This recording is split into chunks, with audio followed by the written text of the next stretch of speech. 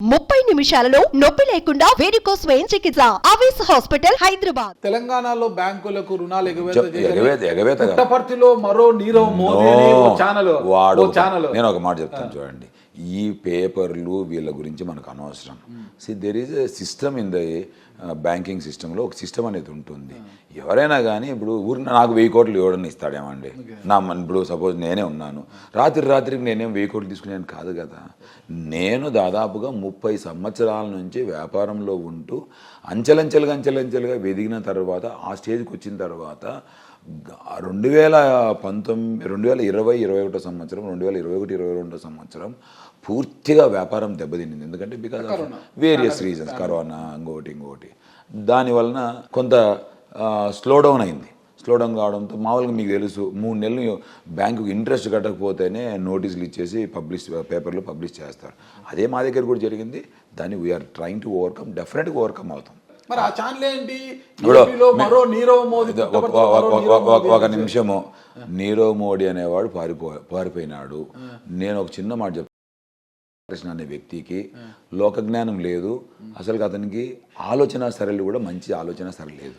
ఇప్పుడు నేను బెంగళూరులో నేను ఉన్నప్పుడు ఇక్కడ సోషల్ మీడియాలో ప్లస్ పేపర్లలో రాస్తున్నారు అని నాకు సంకేతం వచ్చి మార్నింగ్ పేపర్ చూస్తూనే ఆ పేపరు 8 గంటలకు ఈ పేపర్ చూశాను బెంగళూరులో. 11 గంటలకు నేను ఇక్కడికి వచ్చేసాను. 11 గంటలకు ప్రెస్ మీట్ పెట్టాను. అంటే అర్థం ఏంటి? లోకల్గా అందుబాటులో ఉన్నారు. లోకల్గా అందుబాటులో ఉన్నా. శ్రీధర్ రెడ్డి అనే వ్యక్తికి ఉన్నటువంటి ఒకటి మంచి క్వాలిటీ, ఎక్సలెంట్ క్వాలిటీ ఏంటంటే ధైర్యం. ఏ దానికి పారిపోయే తత్వం లేదు, ఫేస్ చేయడమే. రాజకీయాల్లోనే అంతే, వ్యాపారాల్లోనే అంతే, లేదంటే ఇంకొక చోట ఏదైనా నష్టం జరిగితే దాన్ని ధైర్యంగా ఎదుర్కొని ఏ విధంగా దాన్ని ఓవర్కమ్ కావాలని ఆలోచించాలా. కానీ పారిపోయో లేదంటే ఇంకో చోట దాపెట్టుకుంటే రాజకీయాల్లోనో లేదంటే ఇట్లా వ్యాపారాల్లోనో పైకి వచ్చిన దాఖలాలు ఎక్కడా లేవు. నీకు ఇంకో చిన్న విషయం చెప్తున్నాను. ఆ రోజు ధీరుభాయ్ అంబానీ కూడా ఒక స్టేజ్లో పాతాళలోకంలోకి వెళ్ళిపోయినాడు. ధైర్యంగా ఫేస్ చేసినాడు కాబట్టి ఈరోజు ధీరుభాయ్ అంబానీ పిల్లలు ముఖేష్ అంబానీ ఆ లెవెల్కి వెళ్ళిపోయాడు. అంతేగాని ఊరికి నాది ఇది నేను I'm first generation businessman అన్నాక కొంత ఒడిదుడుకులు ఉంటాయి. మాకు ఎవరు మేము పాఠాలు నేర్చుకోలేము. We have created our own story, we have created our own lessons. ఆ లెసన్స్లోనే మంచేది చెడేది బేరీజ్ చేసుకుంటూ ముందరికి పోతూ ఉన్నాం. కొన్ని సార్లు దెబ్బలు తగులుతాయి. మీకు అసలు నీరవ్ మోదీతో మిమ్మల్ని పోల్చినప్పుడు పిచ్చి నా కొడుకులు అనుకున్నాం. అంతకంటే ఏమనుకుంటాం? భయపడే రోజులు పోయినాయి, ప్రెస్ను చూసి భయపడే రోజులు పోయినాయి. ఎందుకంటే ప్రజా జీవితంలో ఉన్న తర్వాత ఆన్సరబుల్. నేను I'm answerable to the public. నేను ప్రెస్ మీట్ పెట్టినా అసలు అందరూ బయట చాలామంది పెద్ద అనుకున్నారు. సింహంరా శ్రీధర్ రెడ్డి అనుకున్నారు. ఎందుకు అనుకున్నారంటే ఎవరండి ఆయన సరస్వతి తల్లిని మోసం చేసే మనిషి అండి ఆయన. సరస్వతి తల్లికి పంగనామాలు గీసే మనిషి అండి ఆయన. ఎందుకంటే నేను ఒక చిన్న విషయం చెప్తా. నువ్వు ఎంబీఏ స్టూడెంట్స్ లేని ఎంబీఏ స్టూడెంట్స్ క్రియేట్ చేస్తాడు. లేని ఎంబీఏ స్టూడెంట్స్ క్రియేట్ చేసి అటెండెన్స్ రిజిస్టర్ క్రియేట్ చేసి అటెండెన్స్ లేసి వాడు ఏడో పని చేసుకుంటా ఉంటాడు. ఈడ ఎంబీఏ సర్టిఫికేట్ తయారు చేస్తాడు. అటెండెన్స్ ఉండదు, ఏముండదు. ఫీజులు రియంబర్స్మెంట్ చేసి తెప్పించుకుంటాడు వాళ్ళ పేర్ల మీద. ఇలాంటి వ్యక్తులు ఉన్నంత వరకు మనకు స్కూల్ ఎడ్యుకేషన్, కాలేజ్ ఎడ్యుకేషన్ మొత్తం భ్రష్టు పట్టించినాడు పల్లెరావునాథ్ రెడ్డి. మీకు అనుకోండి, ఏ కాలేజీలో కూడా పిల్లలు ఉండరు. మరి 5 ఏళ్ల పాటు మీ పార్టీ అధికారంలో ఉంది కదా, మరి ఏం చేశారు మీరు? నా నేచర్ ఏంటంటే ఎవ్వరి మీదకి కూడా వ్యక్తిగతంగా పోయే లక్షణం నాకు లేదు. నాగరాజు గారు ఒక నిమిషం నా నియోజకవర్గంలో కాలేజీలు పెట్టి ఇట్లా మా పిల్లోళ్ళకి ఎవరికైనా చేసినంటే మాత్రం ముక్కు విండి నేను ఖచ్చితంగా అది ఏదైతే ఆయన కలెక్ట్ చేసినటువంటి ఫీజులు అన్నీ మళ్ళీ పిల్లలకి వాపసు ఇప్పించిండేవాడిని. ఈ నా నియోజకవర్గంలో అట్లా జరగడం లేదు. ఎక్కడో బయట జరుగుతున్నాయి, మాకెందుకు లేని చెప్పి వదిలేసినాం. అంతగా మరి ఏముంది? ఇప్పుడు ఒక నిమిషం, వ్యక్తిగతంగా నేను ఏ రోజు పోను. అది వ్యక్తిగతం కాదు. నేను ఒక మాట చెప్తున్నా. ఎందుకు అంటే నా నియోజకవర్గంలో జరగల, ఎక్కడో బయట ఏదో చేసుకుంటున్నాడు. నా దృష్టికి చాలామంది ఇన్ని బండిల్ పేపర్లు తెచ్చి ఇచ్చారు. ఇన్ని బండిల్ పేపర్లు ఏమి ఆయన చేస్తున్నటువంటి మోసాలకు సంబంధించి పిల్లల అటెండెన్స్లు రాసి బయట వాళ్ళకు సర్టిఫికేట్లు మళ్ళీ హ్యాండ్ ఓవర్ చేసే విధానంలో ఏ విధంగా సిస్టమ్లో ఉన్నటువంటి లెకోనాస్ ఆయనకు అనుకూలంగా మార్చుకొని ఏ విధంగా చేస్తున్నాడు అనే దానికి ఇన్ని కట్టలు పేపర్లు మా నదీమే మోసుకొని వచ్చి నాకు ఇచ్చాడు. నేను నదీకి చెప్పిన, నదీం నీది ఏదైనా ఉంటే అనంతపూర్లో మాడుకోపోయి నా దగ్గర ఎందుకు కానీ ఏదో ఏం చేస్తున్నాడో, ఏం మోసం చేస్తున్నాడో, ఏం చేస్తున్నాడో ఆయన అంతరాత్మకు వదిలేద్దాం. భగవంతుడు అనేవాడు ఉన్నాడు. ఎప్పుడో రోజు ఆయనకు ఆ పిల్లల్ని మోసం చేసేవాళ్ళు. ఒకటి గుర్తుపెట్టుకోండి, పిల్లలు చదువు కాడ ఎవరైనా మోసం చేస్తారేమంటే. నీకు ఇంకో చిన్న విషయం చెప్తాను. ఈయన ఇన్ని మాట్లాడతాడు కదా, అగ్రికల్చర్ కాలేజ్ అలాట్ అయింది 2014 నుంచి 19 మధ్య కాలంలో. ఒక నిమిషం సార్, తాడిపత్రిలో మన దివాకర్ రెడ్డి గారు ఆ ప్రభుత్వంలో అలాట్ అయినప్పుడు దివాకర్ రెడ్డి గారు అక్కడ కట్టుకున్నారు. ఈ ప్రభుత్వం ఆ ప్రభుత్వంలో ఆయన ఏం చేయాలా? ఒకవేళ నిజంగా కాలేజ్ అలాట్ అయితే ఏం చేయాలి? ఆయన అప్పుడు ఎమ్మెల్యే, మంత్రిగా ఉన్నప్పుడు కాలేజ్ ఇక్కడ పుట్టపత్రులు పెట్టచ్చు కదా, 10 మందికి ఉపాధి దొరుకుతుంది. సేమ్ టైం స్టూడెంట్స్ ఇక్కడ డెవలప్ అవుతారు లోకల్గా, ఎందుకంటే అగ్రికల్చర్ బేస్ ఉన్నటువంటి ఏరియా. అది వదిలేసి అనంతపూర్లో ఆడబెట్టుకుని అన్నీ అనంతపూర్లో ఉండాలా, రాజకీయాలు మాత్రమే ఉండాలా. ఈడ ఓటర్లకు పంగనామాలు గీసి ఎప్పుడు ఓట్లు కావాలా, ఓట్లు ఎలక్షన్ల అబద్ధం మాత్రం భుజాలు తడుతూ చేతులు తడుతూ రాత్రిపూట 2 గంటల వరకు వాళ్ళ కాళ్ళకు మడుగులు ఒత్తుతూ. మీ ప్రభుత్వం చేసి దొరికింది, కాలేజ్ వచ్చిన ఐకార్ రాలేదు, ఇంతవరకైంది. ఒకటి సార్ వాళ్ళ విద్యాభ్యాసం పూర్తి చేసుకొని బయటకు వెళ్ళిపోతున్నారు. ఆయన ఇన్ఎఫిషియన్సీ వలన రావలేదు. ఆయన కాలేజ్ ఎక్కడ ఏం చేస్తున్నారు? ఇప్పుడు నేనేం చేయాలా? కాలేజ్ అక్కడ పెట్టుకొని ల్యాండ్ అక్కడ చూపించుకొని, ఇప్పుడు ఇక్కడ ల్యాండ్ చూపించుకోండొచ్చు కదా, అక్కడ ఉన్నటువంటి ల్యాండ్ రిజిస్ట్రేషన్ చేసి ఆ సొసైటీ పేరు మీద పెట్టుకొని అక్కడ పెట్టుకున్నటువంటి వ్యక్తి మనం ఇతనితో ఎంత మాట్లాడినా ఉపయోగం లేదండి. ఇతనికి ఇక్కడ ఏం ఉండకూడదు, రాజకీయంగా మాత్రం ఇక్కడ ఉండాలా, మొత్తం ఆస్తులన్నీ అక్కడ పెట్టాలి, కాలేజీలు గిలేజీలన్నీ అక్కడ పెట్టాలా. మీ మానసిక స్థితి బాగానే ఉందా? మీ మానసిక స్థితి బాగానే ఉందా? నాకా ఎక్సలెంట్ ఉంది. బాగుందా? మరి ఏంటి పల్లెరంగంలో వాడు ఒక తిక్కోడు ఏదో మాట్లాడుతుంటాడు, రే తిక్కోడా అది ఇది అని మాట్లాడుతున్నాడు. నేను ఆ విధంగా నేను మాట్లాడను. నేను పల్లె రంగనాథ్ రెడ్డికి మైండ్ చెడిపోయిందని చెప్తాండా. ఓకే, మైండ్ చెడిపోయింది అని చెప్తుండా. ఇప్పుడు మీరు నా గురించి వ్యక్తిగతంగా ఏవేవో ఆరోపణలు చేస్తూ ఉన్నాడు.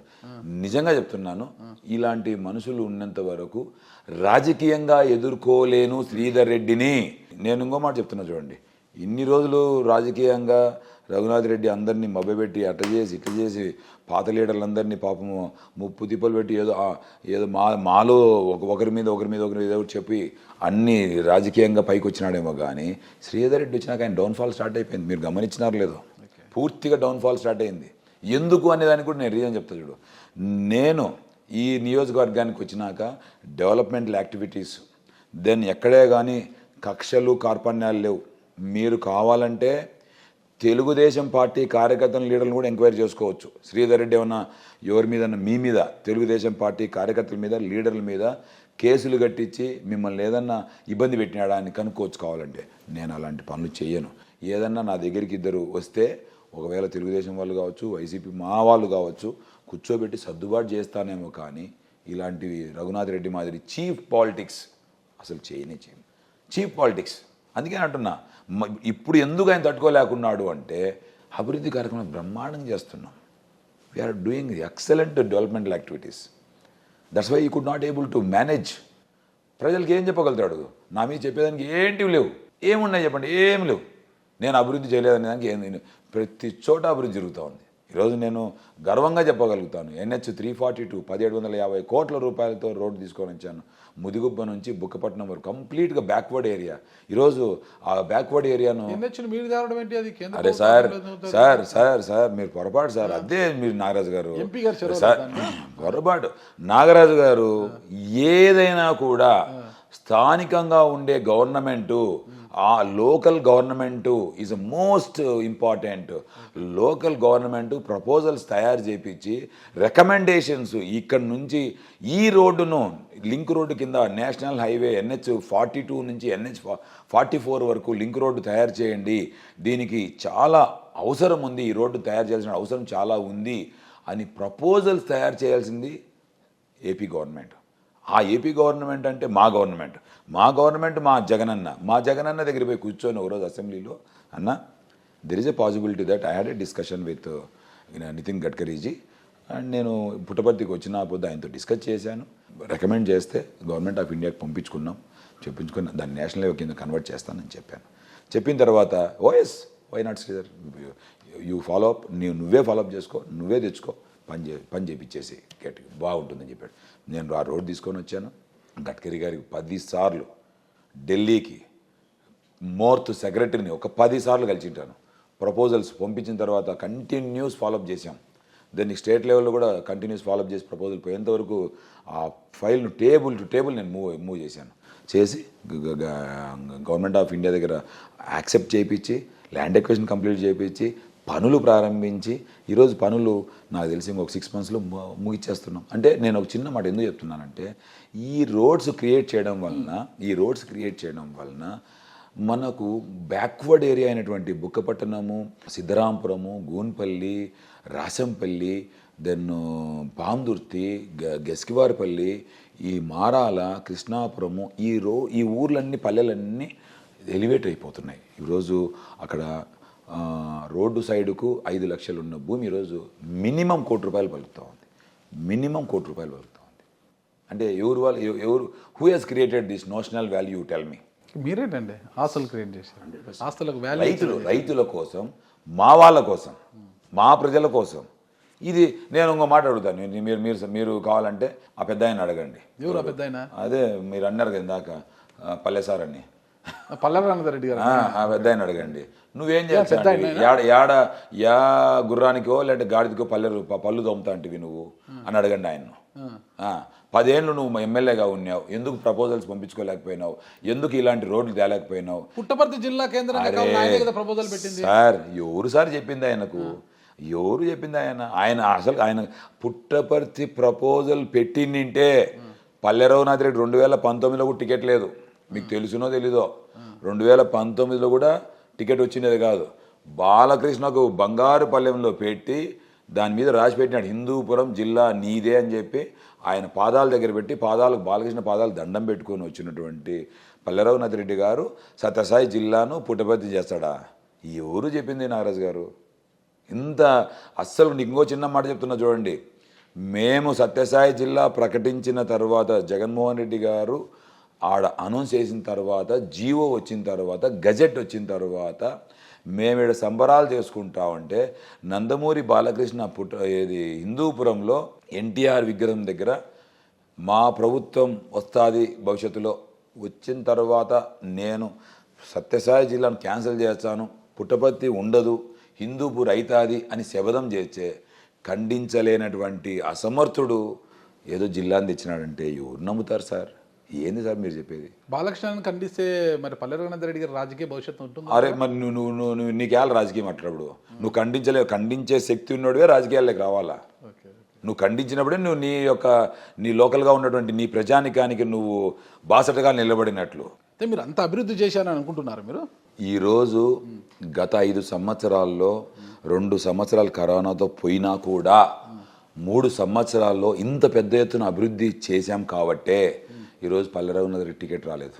ఎందుకంటే ఈ లోకేష్ బాబు, చంద్రబాబు వాళ్ళకి అర్థమైంది ఏంటంటే శ్రీధర్ రెడ్డికి సమబుజ్జి పల్లె రఘునాథ్ రెడ్డి కాదు అనే ఉద్దేశంతోనే కొత్త క్యాండిడేట్ తీసుకొని వచ్చి కొత్త ప్రయోగాన్ని, మామూలుగా పాత చింతకాయ పచ్చడిని కొత్త జాడీలో మారుస్తే జాడీ కొత్తది చూపించి ఏదో ఓట్లు అడుగుదామనే తాపత్రయంతో వీళ్ళు పనులు చేస్తూ ఉన్నారు. తప్పితే చంద్రబాబు నాయుడు గారు క్లియర్గా తెలుసు పల్లె రఘునాథ్ రెడ్డి అనే వ్యక్తి శ్రీధర్ రెడ్డికి సమబుజ్జి కాదు.